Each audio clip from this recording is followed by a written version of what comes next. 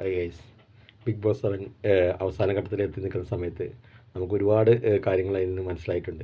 നമ്മൾ പ്രേക്ഷകർ എന്ന നിലയിൽ നമുക്ക് ഒരുപാട് കാര്യങ്ങൾ നമ്മൾ ലൈവ് കാണുമ്പോൾ നമുക്ക് ശരിക്കും മനസ്സിലാവുന്നതാണ് ഓരോ കാര്യങ്ങളും. ഏറ്റവും നല്ല അതിൽ ഏറ്റവും നല്ല നായകൻ, ഏറ്റവും നല്ലൊരു ഒറിജിനലായിട്ട് നിൽക്കുന്ന ഒരാൾ അനീഷ് തന്നെയാണ്. ഉറപ്പിച്ച് പറയാം, നമുക്ക് തീർത്ത് പറയാം, അനീഷ് തന്നെയാണ് നല്ല രീതിയിൽ നിൽക്കുന്ന ഒരാൾ, റിയലായിട്ട്. ബാക്കിയെല്ലാം ഒന്നല്ലെങ്കിൽ വേറെ തരത്തിൽ ഫ്രോഡുകളാണ്. അതിൽ കുറച്ച് ഷാനവാസും കുഴപ്പമില്ലാതെ പോകുന്നുണ്ട്. ബാക്കി എല്ലാ അവസരത്തിനനുസരിച്ച് കാല് മറന്നവരും കാലുവാരികളൊക്കെയാണ് എല്ലാവരും. അതിൽ പ്രത്യേകിച്ച് പറയേണ്ട ആൾക്കാരാണ് ആദിലിൻ്റെ കൂടെയും ഏറ്റവും ഫേക്ക് പറഞ്ഞാൽ ഫേക്കിൻ്റെ അപ്പുറമാണ് ആദിലിൻ്റെ കൂടെയും. അത് നമുക്ക് അവസാനം ആദ്യം മുതലേ അറിയാം. അത് അനീഷിനായത് തന്നെ മനസ്സിലായി. ആദിലിൻ്റെ കൂടെ പറ്റി അനീഷിന് മനസ്സിലായി. ഷാനവാസിനോട് ആദ്യം പറഞ്ഞിരുന്നു അനീഷ്. പിന്നെ അനുമോൾക്ക് പറ്റിയ ഒരു കാര്യം എന്ന് വെച്ചാൽ അനുമോൾ ചെയ്തത് ആദിലെ നൂറേനെയും അമിതമായി വിശ്വസിച്ചു വന്നതാണ്. ആദ്യം സൈത്യയായിട്ട് കമ്പനിയായി. സൈത്ത ഭയങ്കര ഒരു ഫേക്ക് പ്ലെയറാണ്. പിന്നെ അങ്ങനെ ആ കുറച്ച് ടീമുകൾ അവിടുന്ന് ഔട്ടായി പോയി രണ്ടാമത് തിരിച്ചു വന്ന ടീമുകൾ ഭയങ്കര ഫേക്ക് ടീമാണ്. രണ്ടാമത് കൾച്ചറുണ്ടാക്കാനായിട്ട് അവർ വന്നതാണ്.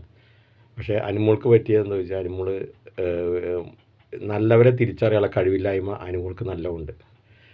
അനുമോളിന് അനീഷിനൊപ്പം തന്നെ നിന്നാൽ മതിയായിരുന്നു. അനീഷിനൊപ്പം നിന്ന് അനീഷ് പ്രപ്പോസ് ചെയ്തപ്പോൾ അനുമോൾക്ക് പറയായിരുന്നു, ഞാൻ വീട്ടിലും ഒക്കെ ആലോചിച്ചിട്ട് ഞാൻ പറയാമെന്ന് പറഞ്ഞായിരുന്നു. എന്നാൽ സുന്ദരമായിരുന്നു ഈ ബിഗ് ബോസ് 7. അവർ തമ്മിലുള്ള കോംബോ സുന്ദരമായി പോയിരുന്നു. ലാസ്റ്റ് പുറത്തിറങ്ങിയിട്ട് പറയായിരുന്നു, വീട്ടുകാർക്ക് അല്ലെങ്കിൽ എന്തെങ്കിലും പറഞ്ഞിട്ട് കാരണം പറഞ്ഞ ഒഴിയായിരുന്നു. പക്ഷെ അത് സുന്ദരമാക്കി കൊണ്ടുപോകായിരുന്നു അനുമോൾ ചെയ്തില്ല. അനുമോൾ ആദിലെ നൂറേയും കൂട്ടുപിടിച്ചു. ഇപ്പോൾ തെറ്റി നിൽക്കുന്ന ആദിലെ നൂറേനെയും പെട്ടെന്ന് അനീഷ് പ്രപ്പോസ് ചെയ്തപ്പോൾ ആ കാര്യം ഓടിപ്പോയി പറഞ്ഞു.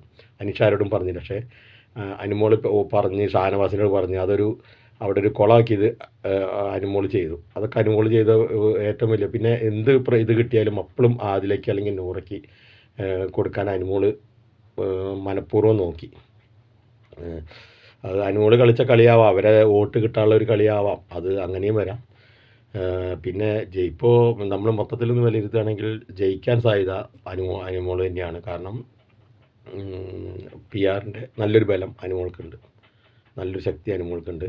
അത് PR നടന്ന് വോട്ട് പിടിക്കുന്നുണ്ടെന്നൊക്കെയാണ് നമ്മൾ സോഷ്യൽ മീഡിയയിൽ കേൾക്കുന്നത്. മൊത്തത്തിൽ വേറെ സ്റ്റേറ്റുകളിലൊക്കെ പോയി നടന്ന് വോട്ട് പിടിച്ച് കൊടുക്കുന്നുണ്ടെന്നാണ് പറയുന്നത് PR.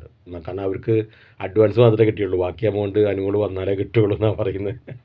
അപ്പോൾ ആ കിട്ടണമെങ്കിൽ അവർക്ക് ജയിപ്പിച്ച് കൊടുക്കണമല്ലോ, നിർബന്ധമാണല്ലോ. അങ്ങനെ അനീഷിന് പറഞ്ഞാൽ സാധാരണക്കാരെ വോട്ടുകൾ മാത്രമേ കിട്ടുന്നുള്ളൂ, അത് നമുക്ക് എല്ലാവർക്കും അറിയാം. സത്യസന്ധമായിട്ടുള്ള നമുക്ക് ബിഗ് ബോസ് കാണുന്ന എല്ലാവർക്കും അറിയാം, അനീഷ് സാധാരണക്കാരെ വോട്ടുകൾ മാത്രമേ കിട്ടുന്നുള്ളൂ. സാധാരണക്കാരാണ് അനീഷിൻ്റെ PR. പക്ഷെ അനുമോക്കതല്ല, അനുമോക്ക് പൈസ കൊടുത്തിട്ടുണ്ടെന്ന് ക്ലിയറായിട്ട് അനുമോൾ ഇന്നലെ അവിടുന്ന് കരഞ്ഞപ്പോൾ പറഞ്ഞു, ഞാൻ ചെയ്ത് തെറ്റായി പോയി, ഞാൻ ചെയ്യാൻ വന്നാൽ മതിയായിരുന്നൊക്കെയാണ് പിന്നെ അനുമോൾ ഇന്നലെ ആ കരച്ചൽ നാടകത്തിലൂടെ പറഞ്ഞത്.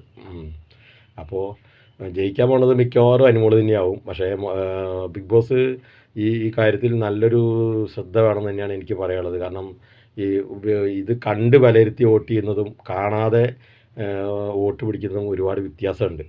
അപ്പോൾ അത് ബിഗ് ബോസ് ഒന്ന് കാരണം ബിഗ് ബോസ് കാണാതെ വോട്ട് ചെയ്ത ഒരുപാട് പേര്, അത് PR പിടിക്കുന്ന വോട്ടുകളെല്ലാം അങ്ങനെ തന്നെയാണ്.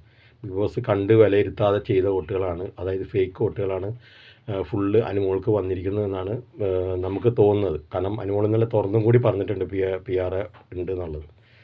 അപ്പോൾ റിയലായിട്ട് നിൽക്കുന്നവരെ ജയിപ്പിക്കാൻ ഈ പ്രായത്തെ ബിഗ് ബോസ് 7 കഴിയട്ടെ എന്ന് ഞാൻ ആശംസിക്കുന്നു. Thank you.